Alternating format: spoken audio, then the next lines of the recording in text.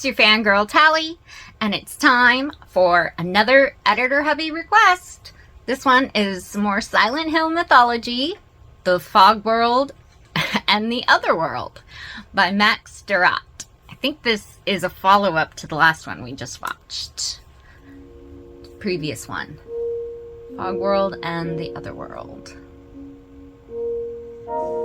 When you mention the name Silent Hill to a gamer, the first image that comes to mind, other than monsters and gore, is that of a town covered in fog.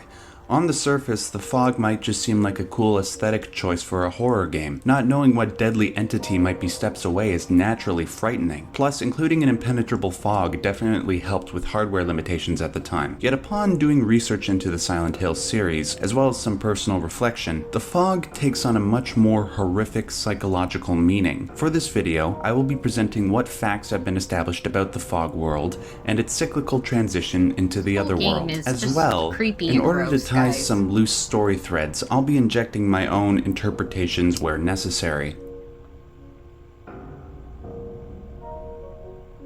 What can we say for certain about the fog world and the other world? All official Silent Hill documents say that the fog/mist and the darkness blur the line between dream and reality. It's an unsettling description that is as unclear as the fog and darkness referenced, and it leaves us with more questions. The most pertinent question regarding both worlds is probably why Silent Hill constantly switches between them. The 1999 guidebook answers this. For the sake of convenience, this will be referred to as the right side and reverse side in this book. In the same way that a person normally repeats rapid eye movement sleep and non-rapid eye movement sleep in regular cycles while he or she is sleeping, when the nightmare world approaches a deeper darkness, a phenomenon occurs in which light is almost completely taken away, and the world shifts into an even deeper nightmare as the cycle shifts again. As for the right side and the reverse side, in short,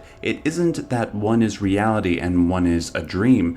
The fact is that neither is reality. So we know that the cycle between the fog world and the other world is like a dream. As you fall asleep, you may be at the stage of your dream where your eyes are closed and all you can see behind your eyelids is a shifting nothingness, almost like the fog in the fog world. It is my guess that the fog in Silent Hill is sort of like the fog of the mind, given materialized form. If certain parts of the town are products of the unconscious mind given physical form, why not the fog? An official Silent Hill document inadvertently confirms this hypothesis with the following. The mist can also be interpreted as the thoughts of the dead rising up from the lake and settling over the town. And as you begin to dream, things start to appear out of that fog as if from nowhere, be it the fog of the mind or the fog of Silent Hill. If it's a nightmare, sometimes you'll see monsters. The deeper into sleep that you get, as you delve into your subconscious, as you transition from non-REM sleep to REM sleep, the fog clears and things become a whole lot more vivid,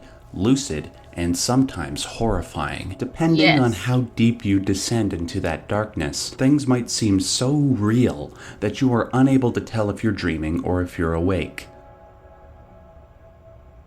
The next obvious question regarding the two worlds is why the other world seems so decrepit and sadistic. All official documents seem to suggest that depending on how much darkness or light you hold in your heart, how corrupted or uncorrupted your spirit is, the power of the town latches onto that and manipulates reality accordingly. In the first game, the character of Alessa's heart held so much darkness that Silent Hill could feed off of just her psychic energy. Therefore, the world and the monsters we see are all projections of her unconscious mind. However, in Silent Hill 2, when Alessa is no longer in the picture, the town needs a new source, or sources, to feed off of. The town's architecture and the monsters then become projections of one's unconscious mind. Depending on how corrupted your soul may be, you might perceive the world around you as a fiery hell like the character of Angela does, or as an ordinary world like Laura. Like I established in the first video in this series, Silent Hill's power isn't necessarily evil, even though its power may have been distorted over the centuries. Finally, I found it interesting that the 1999 guidebook called the other world the reverse side. I think an interesting way of interpreting this is that maybe the world of Silent Hill takes a person or a thing in our reality and turns it into the worst possible version of itself, hence the reverse side term. For example, Oh, wow. instead of a wall of concrete, you have a wall of skin. In the case of Silent Hill's classic villain Pyramid Head and the town's executioner, which it was supposedly based off of, instead of a hood, you get a heavy rusted pyramid. But this is just an interpretation, and I have nothing to back this up with. Right.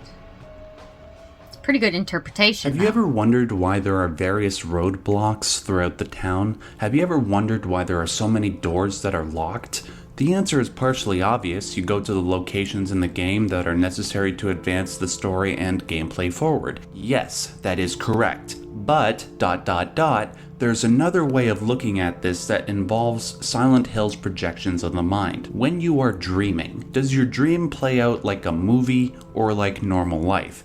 Sometimes it seems like normal life, but more often than not, it's like a movie. Unlike real life, movies and dreams do not contain the boring, unimportant activities that go on in everyday life, but contain scenes and images that tell a story, that communicate something of underlying importance. If you're watching a movie about a hero going to slay a dragon, you don't care about his hygiene habits or his day job as a farmer, unless those things somehow play into the core of the story. The roads are blocked and the doors are locked sometimes because if we go in that direction, we're not letting the dream go along its natural course. The unnecessary parts of reality break off in the fog world, and the parts relevant to the journey remain. Another way of looking at the roadblocks and locked doors is that taking the easy path doesn't always lead to enlightenment. We have to go down a difficult path in order to achieve the greatest reward. It's very true sometimes. Sometimes the path of least resistance is the right path too. I mean, self-care is important. What do you guys think? I don't know. That whole fog world, otherworld is, I don't know. Very red pill to me. I don't know. Alright guys, comment below. What do you think? Remember to like this video. If you haven't already, please subscribe to our channel. Hit that notification bell with your notifications turned on so that you know every time we drop a new video. And I will see you in the next one. Bye guys.